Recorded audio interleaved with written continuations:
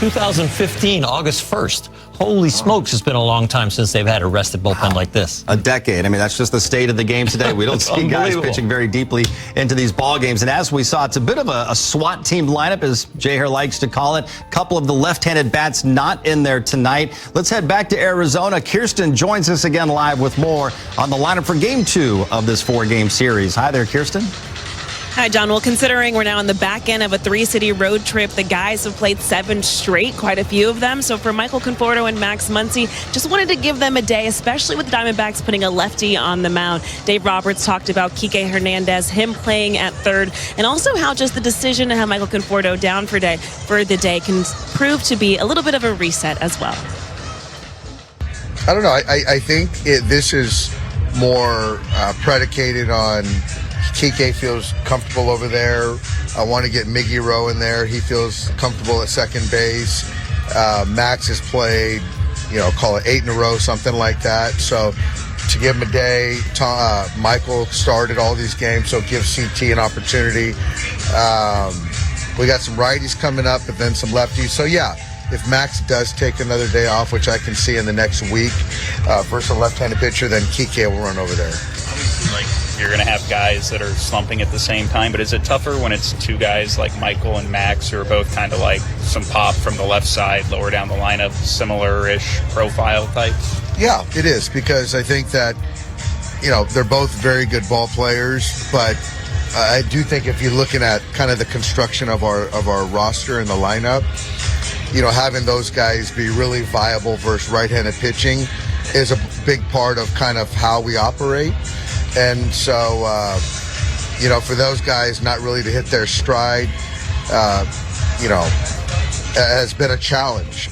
But they're both kind of making their way back, taking much better bats recently. And it still says a lot about our ball club that, we're still in first place and we still got a lot of wins. So like Dave Roberts was saying, as much as Max Muncy and Michael Conforto haven't necessarily hit their stride when it comes to this season offensively for them, there's still time for it to get going, and especially for Michael Conforto. Even last night when he spoke to the media, he said that, yes, he's feeling the frustration, but he is also feeling a bit of kind of confidence at the plate, especially in regard to how he's swinging the bat. Yes, there's been some hard contact there. He's been a little bit unlucky, but he at least is pleased with some of the work he's been putting in and how he's been able to make that contact. So now it's about just getting the ball to actually fall into play. That's going to be the biggest thing. So for him just to have a day, he's a veteran, of course, in this league. Dave Roberts didn't necessarily say that he feels like he needs the mental reset. He thinks that he's been actually handling all of this quite well, but it does give him a day just to kind of take a sit back and watch some baseball, guys. Still a lot of season left here in 2025. Kirsten, thank you very much. Still much more to come. Any conversation about the Dodgers' dangerous lineup always includes this guy. Mookie Betts, 20 career home runs against the D-backs, his highest against any opponent. Mookie back at shortstop tonight. Dodgers show snakes coming up at 6:30. Plus, Kirsten just talked about him. Michael Conforto said he felt sick about not coming through in the 8th inning last night as his struggles and bad luck continue. We'll discuss the brutal side of this game that all the players love. Dodgers baseball on Sportsnet LA is brought to you by Carl's Jr. Introducing Carl's Jr.'s new triple burgers. Next time, tell them to triple it. And by Lexus. Experience amazing. That guy right there is certainly amazing, and he's been on an absolute tear of late. He and the Dodgers getting ready to lead off the game against Eduardo Rodriguez, but for Shohei Ohtani last night, hit a home run in the 9th inning. That gives him 5 in the last 9 games. Yeah, certainly been on a long ball tear. He's feeling, he goes up there. He's got a chance of putting it in the seats. He is atop the Dodgers starting lineup. We present it to you thanks to our SoCal Helpful Honda dealers. Ohtani, Betts, Will Smith batting third behind the plate. Freddie Freeman will clean up at first. Andy Pages batting 5th, playing in right field. Kike Hernandez gets the start at the hot corner. He's batting 6th. And the last 3 of the order, Miguel Rojas at 2nd. James Outman in center field. And Chris Taylor in left.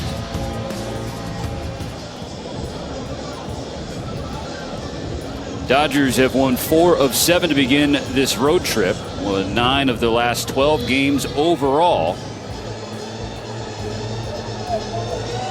Roof back open at Chase Field. Temperatures hit triple digits on this Friday in the desert. But as we sit here right now, EK, a beautiful evening here at Chase Field. Yeah, it really is. You know, I liken it a little bit to when we were in Florida. They opened up the roof. Beautiful. And right now, as you mentioned, it is just picture perfect weather for baseball. Dodgers trying to do on the road what they've been doing at home. I mean, they lead Major League Baseball in runs per game and OPS at home, but they dropped to 10th in both categories on the road. They're facing a left-hander, veteran Eduardo Rodriguez, making his 8th start of the year. And we take a look at what he has and how he's been throwing this year. Trust me, it's coming. Philadelphia, he threw 5 1/3 innings. He had 10 strikeouts, and this is the arsenal. The four-seamer, 43% of the time. The changeup, 21% of the time, but that thing has been getting, as you see, it's been getting knocked around. 350 clip right there. Again, the Dodgers have fared well against left-handed pitching. It's going to be interesting tonight. I guess in a way, you might be able to call Rodriguez this year a 3 true outcome pitcher. He definitely has strikeout ability, 45 Ks in 38 innings. He's walked some guys, though, as well, 12 in 38 innings. And he's also given up 7 home runs.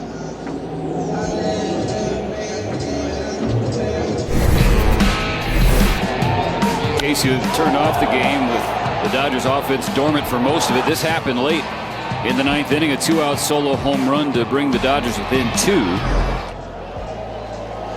Ohtani's 11th home run of the year.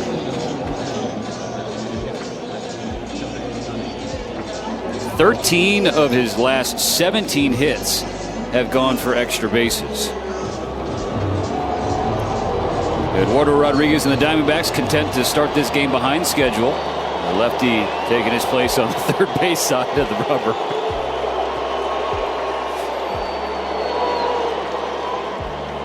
That should be a pitch clock violation, shouldn't it? Instead, he hits the outside corner for strike 1, and this game's underway.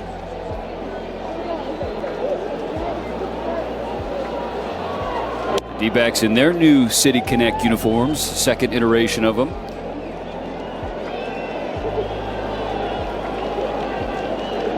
One ball, one strike. The lefty deals. Spikes ball 2. Last start in Philadelphia for Rodriguez. Ohtani against him, 3 for 13 lifetime. Home run, 5 Ks. He's also taken 4 walks.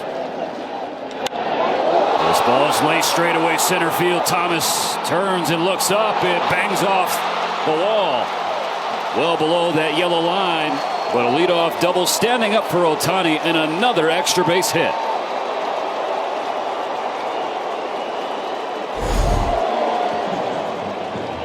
Last 2 at-bats, home run and a ball off the wall here for a double. Shohei setting the tone right now.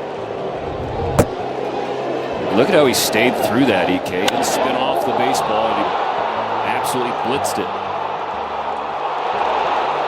Yeah, crushes that thing and getting to do the wave and the wiggle real early. Ground ball, base hit to left. Ohtani didn't read it well, so he's going to hold up at third. And even if he had a good jump, not sure that he would have been sent by Dino in this situation. First and third, nobody out. It's the right thing that Shohei did. He went back, took a step back towards second. You can't tell where this ball is. And again, it's in the hole. Tough to read from a depth perception, and you do not want to make a first out going to third. Now Freddie Freeman, who owns a 13-game hitting streak. One of the longest going right now in Major League Baseball. He'll take his turn. Still first and third, but now 1 away. First pitch swung on and lifted high in the air to right center field. Thomas on the warning track, and he makes the catch, but plenty deep enough to get Ohtani home, and Mookie will advance from first to second. 1-0 Dodgers on the sacrifice fly from Freddie. Good job by Freddie driving in that run. He ought to go talk. Strike out of the game for Rodriguez. Second out of the inning. The lineup turns over. Go back to the first inning and turn on the coast ball. Double coast ball for Ohtani and Freeman. Ohtani's resulted in a double. Freeman a sac fly, but both of them would have left the yard at Dodger Stadium. Last for at Chase Field. Big swing and a miss, strike one for Ohtani. 7-game hitting streak, 7-game extra base hit streak.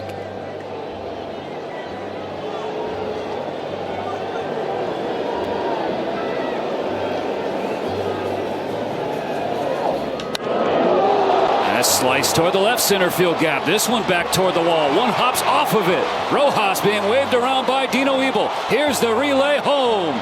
No play, and we're tied.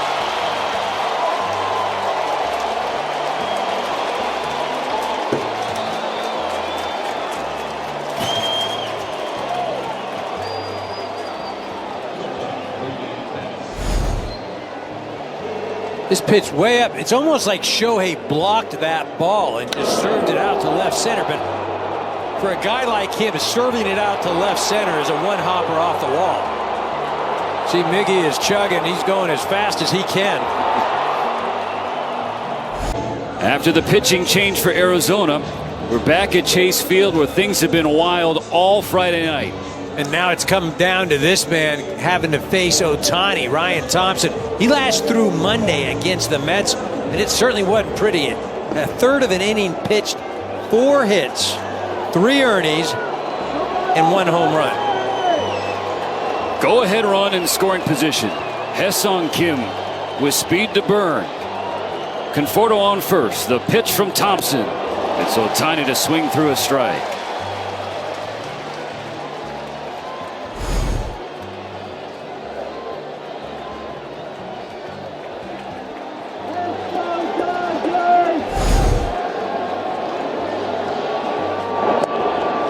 Stays away 1-1.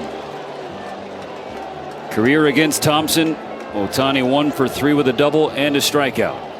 It's 2 for 5 in the game.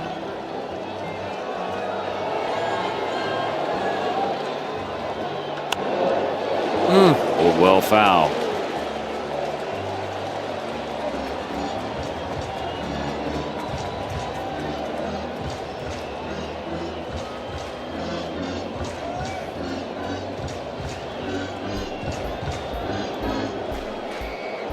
Kim and Conforto ready to run.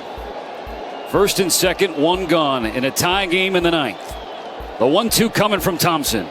And Ohtani torches one, tosses the bat, and watches it fly.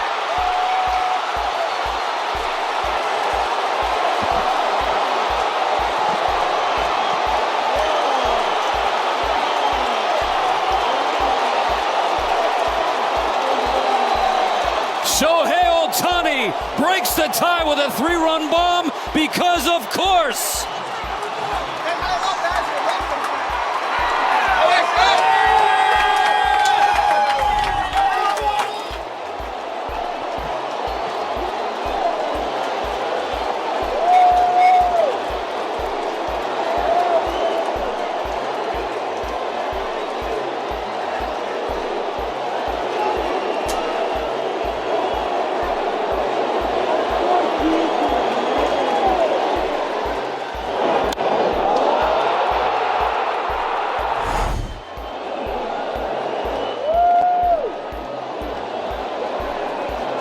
I'm not even sure why we're back at the game. Let's just keep running highlights of this.